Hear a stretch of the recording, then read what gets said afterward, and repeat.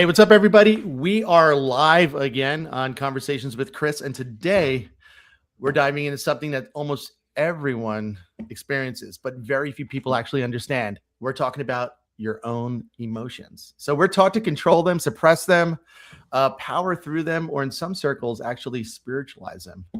But what if that's the wrong script? So we're here with Wes. He's a licensed trauma therapist, a founder of SolidSoul Coaching, and someone who believes your hardest emotions aren't liabilities, they're intelligence. His newest thing we're adding to the resume is his upcoming TEDx talk. We're bringing him over to Lake Worth Beach. And there he's going to be challenging the idea that anxiety, anger, and overwhelm are problems to eliminate. Instead, he's asking deeper questions. What if those emotions are actually trying to guide you? Yay, Wes, man. Man, that's it's a lot of stuff. You know, I love looking at your resume and seeing all the things, and I've been working with you about this upcoming talk. But talk to us. Tell us a little bit about yourself, man, about your personal story, your paradigm shift. Yeah, well, you're kind, Chris, and thanks for doing this show. I grew up with big emotions, and I learned very quickly that they cause problems. And so I would try to hide them, and they would leak out. So just to give context, grew up outside of Chicago, just typical Midwest, youngest of four, and we did sports, we did music, we did well mostly in academics, but as the youngest of four, I was kind of following in the footsteps of my older siblings and feeling to some degree that kind of pressure. And so no one ever told me. I mean, my parents never ever told me that you have to measure up to XYZ. Nobody ever told me that, but I internalized a message. And I would imagine a lot of high performers tuning in at some point internalized a message, whether it was from some experience externally or just meaning that they made internally. And so that turned into constant pressure, which turned into all kinds of, at certain points, disappointment, other points, shame, other points, just outright anger at myself or at others or how things were going. And like I say, knew that caused problems and learned pretty quickly, I think I need to hide this. And it took a long time to recognize that was wrong. Yeah, it's I mean, we have a handful of those like kind of epiphany moments in our life. I mean, you mentioned a moment where you had a friend said, "We need people like you in the world." You mentioned that in your talk. Yeah, that was definitely a turning point for What me. was happening? I mean, what was happening in your life at that time? Yeah, well, here's the thing. So I grew up in circles of faith, Christianity. Grew up in a church. Grew up in circles where spiritual things were really important, and ended up, even in Sunday school or some of the summer missions projects or the summer Bible camps. And what's kind of ironic about that world, at least the way that I internalized it, I think that's an important clarification. The way that I internalized it was equating some kind of spiritual maturity with like emotionally calm all the time. Like, people who are spiritually have strong faith don't ever get upset about anything. And that was really wrong. And the reason that I'm giving that backstory is because at this point in my life, I was working as a therapist. I was helping out lead our local church as a pastor. Okay, and still among the team of some of the other leaders and other pastors, I was still like having these moments where I was like, man, I'm kind of overreacting. What's going on? And this was a guy who was a mentor. He was a coach to me. And he had experienced some of that on my worst days or pressure days, or when I was just impulsive. I was like, I don't understand this decision, da da da. And the fact that one, he had respect enough to talk to me, and two, he had the grace to say, hey man, I'm going to look beyond some of this overreaction, and I'm not going to condemn you or put you in a box or write you off. But man, one of his phrases is, I want to love people into their full potential, which I love that. I want to love people into their full potential. That's exactly, when I reflect back on that moment, what he What a was doing. great comment. Yeah. So he's like, hey Loving man. people into their full potential. Yeah. So it was very direct but loving. Say, hey man, the world needs more people that feel like you do. And it was this paradigm shift, because up to that moment, hard emotions, anxiety, overwhelm, stress, anger Yeah. caused problems.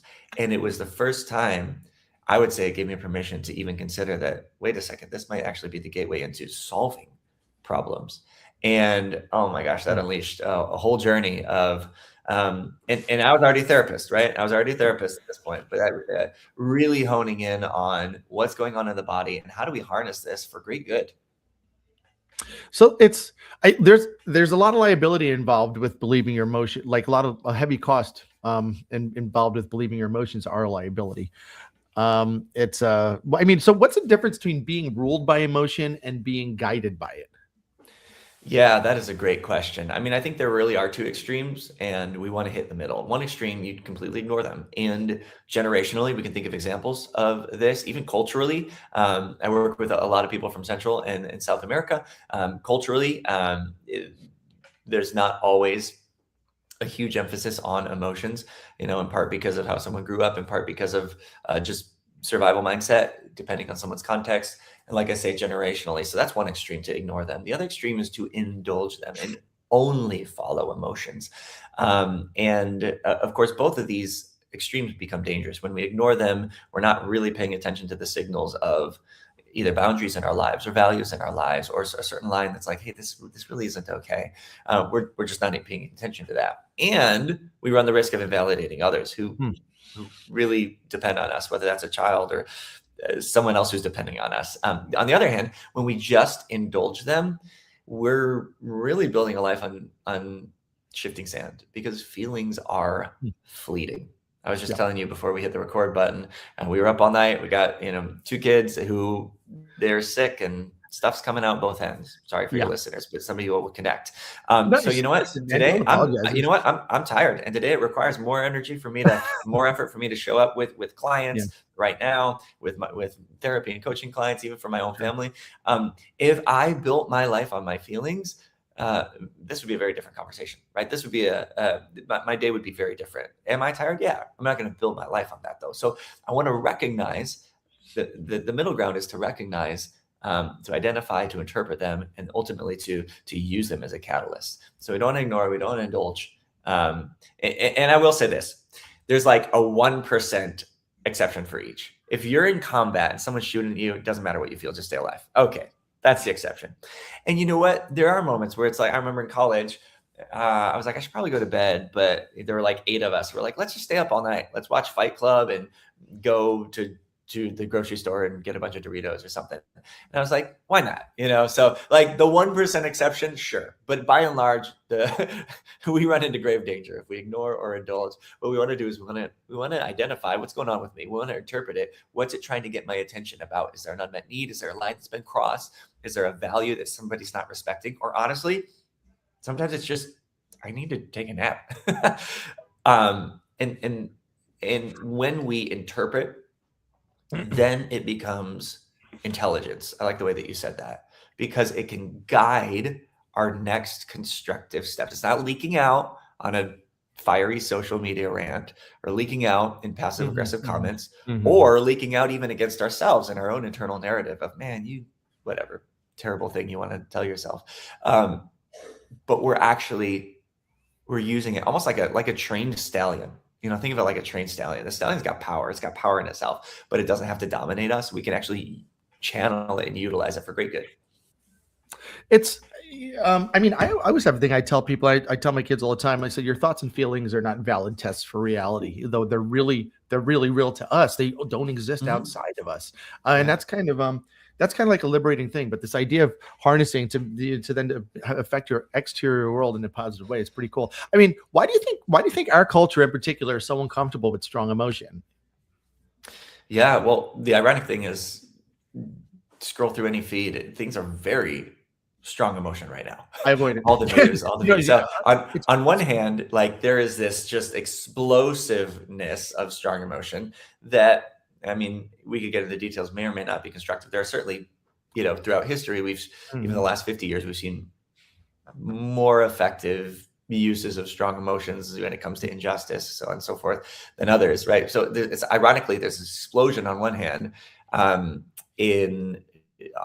national stages and bigger issues, and yet in our interpersonal, like, not many people want to talk to their boss, or really work that thing out with their sister, or maybe have a hard conversation to actually create a better marriage, which is this big irony, because there's explosion on one hand and there's a suppression on the other hand.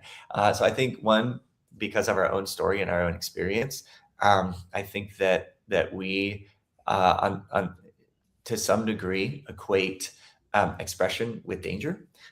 Sometimes that's been met with criticism. Sometimes that's been met with just ignoring. Sometimes that's been met with emotional distance. And because of our own story, we interpret that and think it's, well, maybe not as helpful. Maybe it's not so good after all. And so we end up, instead of like creating a better reality for ourselves and for others, we end up stuck. That's it's and this is leaking into every part of our culture, really. I mean, you've got some interesting ideas around anxiety, and I'm just curious, what are high performers specifically getting wrong about anxiety? You mentioned it, you just kind of just kind of like mentioned it quickly before. Yeah. So just the other day, because I do what I do, the algorithm on literally every platform are other people that talk about what I do. So I was going to watch a YouTube video, and on popped this woman. She was talking about, let me teach you how to live a stress-free life. And to some degree, right, we don't want to be over stressed, but the point is never to be stress-free. And here's what I think high performers get wrong, particularly when we buy into, hey, I want no stress ever, no anxiety, anxiety-free. There is a stress response system built into us on purpose, and it's actually really healthy, and it's meant to bless, it's meant to protect, it's meant to be a good thing. Where it goes wrong is when it goes up into a panic or down into a paralysis, and we get stuck. But the actual firing of the amygdala to the hypothalamus to the pituitary gland to the adrenal glands that release this cortisol and this endocrine, like that goes off when your alarm goes off, right? That's a good thing to get us up, to activate us, to move us into action. That's a really, really good thing. And so what happens is that there's this activating energy that is meant on purpose to move us into constructive action. And so when we just try to eliminate it, we're going about it wrong. Versus, like I say, it's almost like taming a stallion or harnessing like this powerful force, because it's already there, right? If we're feeling anxiety, it's already there. So it's either gonna take us over, or we're gonna utilize it to do some great things. It's what you do. It's just like anything else. It's like a tool. What you do with it, right? It's avoiding the extremes, I guess. Like it's because it's there. I mean, there's people. You need a little bit. You need a little bit of this to kind of get moving. It's fuel for you to. It's motivational fuel. But sometimes there's people that are just constantly like idling at 99. There's constantly stressed out, and it's almost counterproductive. It causes them. They're crippled by it. They're like that high level anxiety that causes them to do nothing. I mean, is that you think that's all? You think that's all connected to emotions in that entrepreneurial world? Yeah, for sure. And I think where we really get to the place where magic and transformation can happen is when we ask, well, what's under the anxiety? So there's a stress response, but as working with survivors of physical abuse, sexual abuse, domestic violence, environmental neglect, there is this leftover stress response to something that was very real danger that now is no longer the case. The person is safe, and yet their stress response is still misfiring. So in trauma, we call that a trauma trigger. But the same thing happens even if there's not a sort of a typically categorized trauma. Something happens in someone's life, and there's a stress response to it. So we need to ask ourselves, am I getting anxious about the right things in the right ways for the right reasons? Okay, yeah, and that's where the magic happens. What's underneath it? That expository moment, asking yourself those questions. So I'm sure that's on a daily basis, right? What happens in relationships when we suppress emotion? Yeah, things can seem calm until they're not. I mean, ultimately, there are things that I feel sometimes that I don't like feeling and that I don't even agree with. I say, why am I getting so upset about this? Right? Yeah. Or, gosh, why am I not sleeping right now? I'm really anxious about this. Why? I don't like it and I don't agree with it. And yet that's important data. That's important information about something going on with the condition, I would say, of my soul, right? The condition of my being and my mind at that point.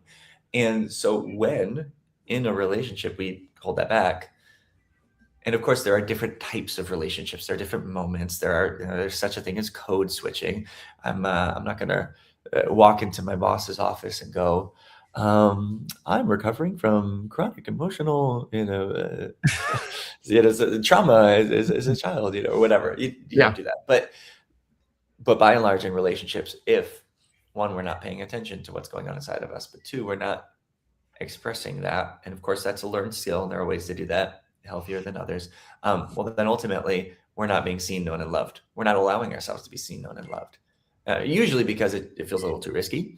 But that's a huge cost because we are created to be seen and known and loved. I mean, this is why there are all kinds of secret addictions. There are all kinds of looking for relief. There's because we're not seen, known, and loved. It's Tony Robbins. I'm a fan of Tony Robbins. I know not everybody is, but when I was at one of his events, and we did an exercise about. He said there's 4 primal needs. There's love or connection, love or human connection, significance, right? And then there was certainty and uncertainty. And uncertainty can also be called variety. He said those are the 4 primal needs. He said when 3 of those things, if there's something in your life and 3 of those things are getting hit at a high level, that can come in addiction. Doesn't matter if it's a person, a substance, something that you're doing. And then he goes on to say that the 2 spiritual needs are growth and contribution. So there's these 6 needs, 4 primal, 2 spiritual. And he said, which 2 are the most important to you? And for me, it was actually growth and contribution. I live in those. And then I was like, oh, those are the most important ones for me.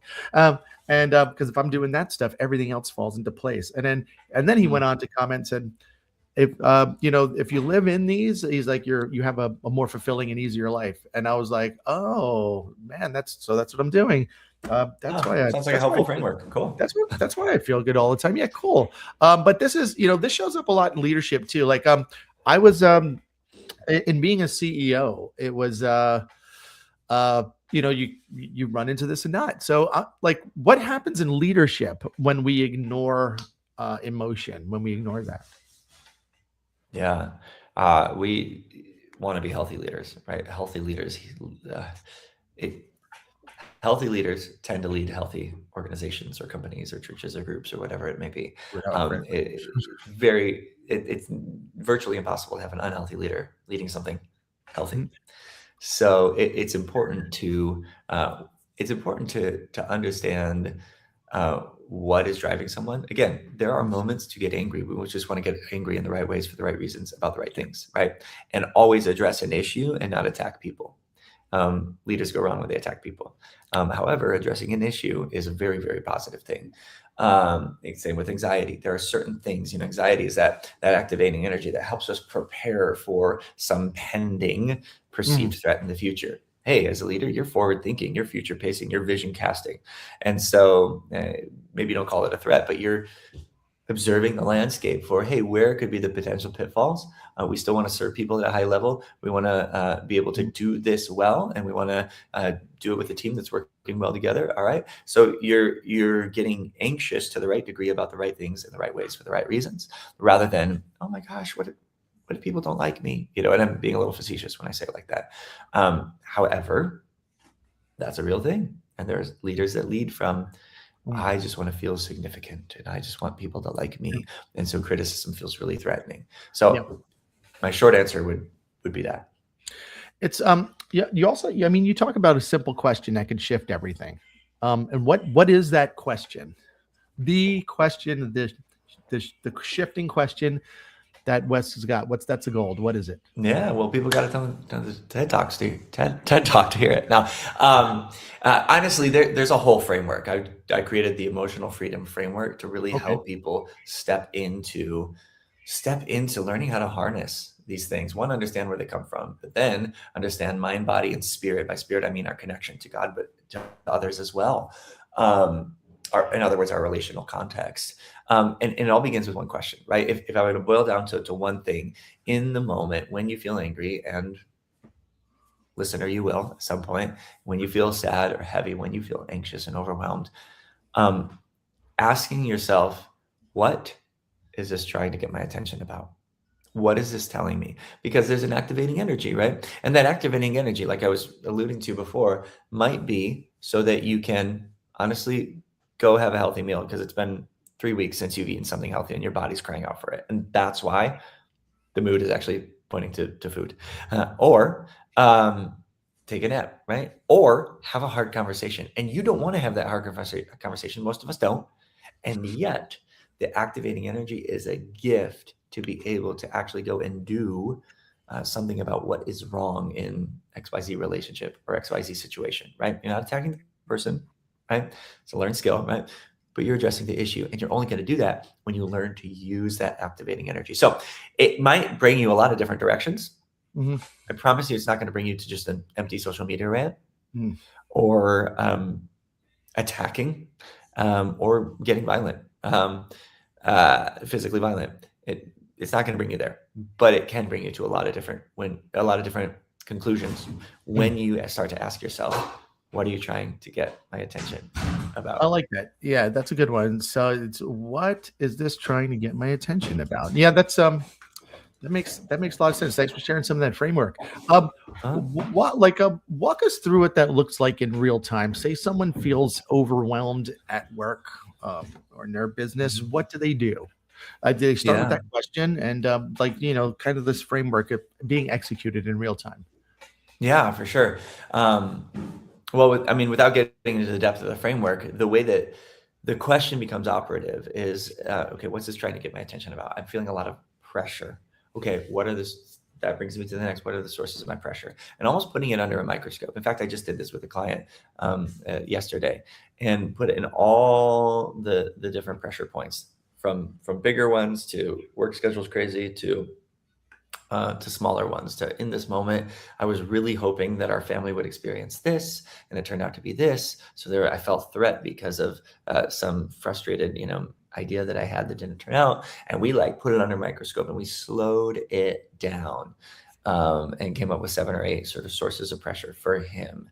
And so we make this operative by really going through, if someone's overwhelmed, okay, someone's overwhelmed. What are the sources of pressure, and where do boundaries need to be put in place? And we can put boundaries in place around our calendar. Sometimes all we got to do is start saying no more often. We can put boundaries in place around our responsibilities and our energy. Sometimes we got to delegate, automate, or eliminate certain tasks, right? And that's okay. There are people who are better than you at the things you don't like doing, and that actually like doing them. That's okay. Sometimes we need to put boundaries around our headspace, meaning, oh my gosh, are there some consuming thoughts that we just spend way too much time spinning around in our head? Guess what? Nobody else is the gatekeeper of your mind and heart. You are your gatekeeper, and I am my gatekeeper, which means I don't always choose the thought. I don't always choose the input. The other day I got a very, very a message that left a very bad taste in my mouth. And I didn't want to receive that, and I didn't want to keep thinking about it. So finally, I had to put just a little mental boundary, right?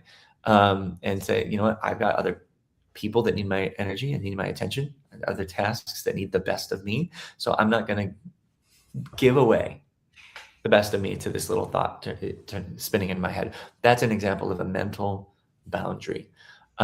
We get to put boundaries around our relationships as well. This isn't being cold or cruel or being a jerk to anybody, but we do, to a large degree, get to choose who we spend time with. And someone out there might be saying, well, no, I didn't choose, Jan in the cubicle next to me or whatever. Okay, well, technically, we get to choose where we work, how we work, and we get to choose, even to a large degree, the influence that we have in the relationships around us. So, hey, maybe it's maybe you're one conversation with Jan away from it actually being a really great dynamic, right? Or at least not a life-giving, or life-draining, energy draining dynamic, right? And so guess what? We get to put boundaries around that and be proactive. We don't control other people, but we absolutely have influence and can be proactive around our calendar, around our energy, around our relationships. And there are more, but I'll stop there. That's great. And This is huge, and people need to hear it. How does emotional integration make it easier to live unscripted? That's our theme, by the way. TEDx Lake Worth Beach. Can't wait for Wes to share this on the stage. But how does emotional integration make it easier to live unscripted? Yeah, that's a great question. When we're aware of what's going on, and there's research that I will talk about in my talk, that points to the importance of being aware, and the buzzword is emotional intelligence. When we're aware of what's going on inside of us, then there are things that are going to come up that surprise us. And we're going to go, oh my gosh, I had no idea how much I needed that. Or actually, this is really exciting to me. I don't even know why this is so exciting to me, but I kind of want to do this because there's something inside of me that's getting excited about this opportunity. That's unscripted, right? Or conversely, gosh, I got really upset about that. And that's another way that paying attention leads to surprise and unscripted. The other part is, even if we know we have to have a hard conversation or problem solve something, that my big thesis is that's activating energy to do something constructive. But here's the thing. We obviously can learn skills to do things well, but ultimately we're only responsible for us. I can have the hard conversation with somebody else, but I really don't know exactly how it's going to go. I know how I hope it goes. I know how to keep my conscience clean, my intentions coming into it. I know my wording, what I'm saying, what I'm not saying, coming into this hard conversation, right? But ultimately, I don't know where it's going to go. I hope it makes things better. Most of the time, hard conversations are very clarifying, right? But ultimately, in terms of the theme of unscripted, we don't know exactly where it's going to go. Versus if I never have the hard conversation, I know exactly how stuck, frustrated, and drained I'm going to be. Yeah. Man, is it ever?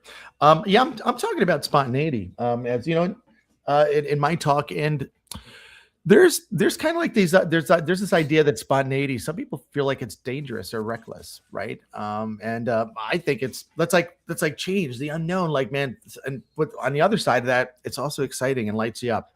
And I'm just curious, in the emotional world, is spontaneity dangerous if you don't understand your emotional world or you're not connected with it? Is that when it becomes dangerous? Yeah, I think what you're getting at is impulsivity. And I think that there is a difference between spontaneity and impulsivity. One of my chapters in the book is spontaneity is not impulsiveness. They're different. I make that distinction in the book. Yeah. There you go. So well, I would love for you to answer the question. Well, I'm curious because you're trained in this stuff. I create these beliefs and these feelings, and then I look for scientific data to back it up, of course. But you're trained in this stuff, so I'm just curious. Tell us about that impulsivity. Yeah, that's the dangerous spontaneity. Or something. Anecdotally, impulsivity has gotten many people into a lot of trouble, including me. And so while we don't need to have everything calculated, what we want to have is tools, right? So when things come up, we're not just leaking, right, or spewing. Rather, we're harnessing. And so spontaneity is different because it's less of there's an emotional element, right? But it's not like I got angry and so then I said this. It's more of like oh, hey, this opportunity came up. Yeah, let's do it. Yeah. Which is exciting. There's an emotional element, but it does feel a little bit more, maybe sounds counterintuitive, but it feels a little bit more rational, like a little bit more cognitive than necessarily just like, I felt all this stuff and blah. Yeah. I like people that are intact and solid emotionally are typically, in my experience, is able to make decisions quicker, which I guess goes right in alignment with spontaneity over impulsiveness, where, because it's all a decision. It's all a decision. And maybe you can make a poor decision if you're not emotionally intact. Who do you become when you stop fighting what you feel? You open up the possibility, and I'll say that because it's a journey, right? And there are skills. This is the beauty. I found myself saying this a lot. Almost everything in life is learned skill, which is good news because there was a time when you didn't know how to walk or talk or feed yourself or ride a bike. And now those are second nature, right? So think about like where you feel stuck in relationships. Hey, you're just one learned skill away from a dramatically different dynamic in that relationship. And it can be learned, just like all the other things that you've learned in life. So Who do you become? You become someone who is, I think you become someone who's ultimately more present and more available and more, I would say, in shortest term, fully alive. Why? Because you are aware of values, boundaries, needs met or unmet, and you are taking responsibility to create that reality, both internally, but also in your external world, in your relationships, in the decisions that you make, where you work, how you work, where you live, how you live, where you play, how you play, where you worship, how you worship. When we are more aware, then we are more intentional. And I believe that we are given the capacity to create the life we were created for. The problem is, most of us, we give too much power away, and we lose sight of the fact of how much is within our control. There's a lot that's not in our control. Let's be honest. A ton that's not in our control. We just always focus on that versus we forget how much is within our control, from attitude to decisions to even dynamics in a relationship. So that's what's at stake. That's who you become. It's heavy, man. Can we do I like to do like a lightning round sometimes, just throw some questions at you. Let's do it. Yeah. And, Chris. Quick answers. So, anxiety, enemy or ally? Ally. Most misunderstood emotion? All of them. I would say anger. Emotion people suppress the most? Anger. One emotion high performers pretend they don't have? Shame. What emotion do leaders need more of? I would say anger. Anger is usually protecting what?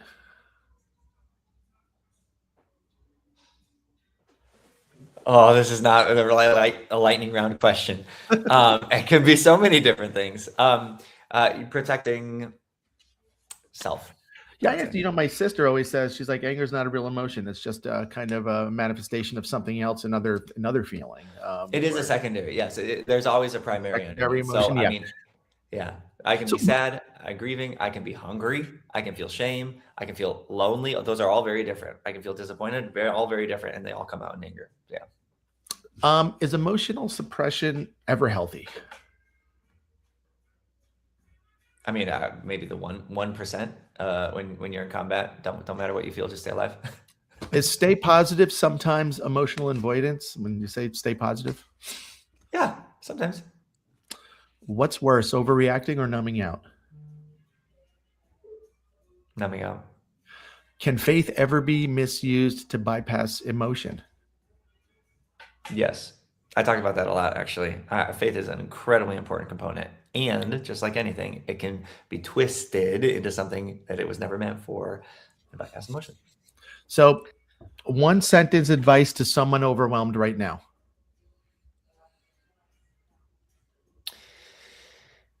You have the resources available, people around you, breath in your body, and the power to make decisions. And if someone only remembers one thing from your TED Talk, what should it be? Our hardest emotions are not actually our enemies, but superpowers. Oh, love it. Here, I got one more question for you. Is that cool? Mm-hmm. If emotions had a microphone, what would yours say to you right now?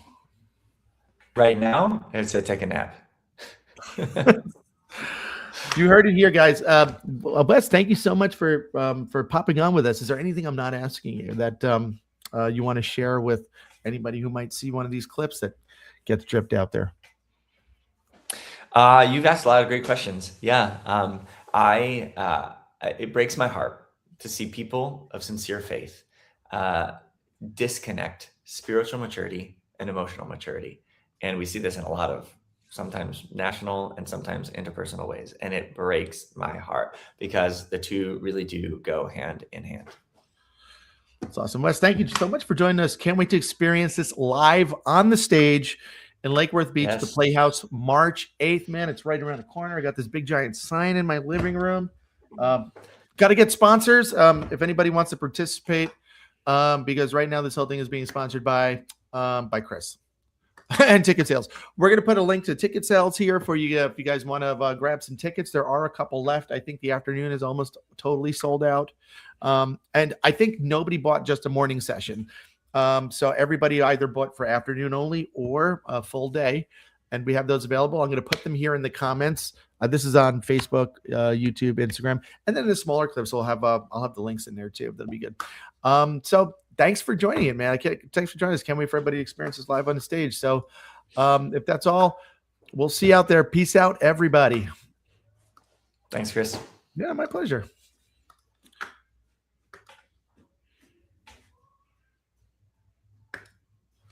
Oh.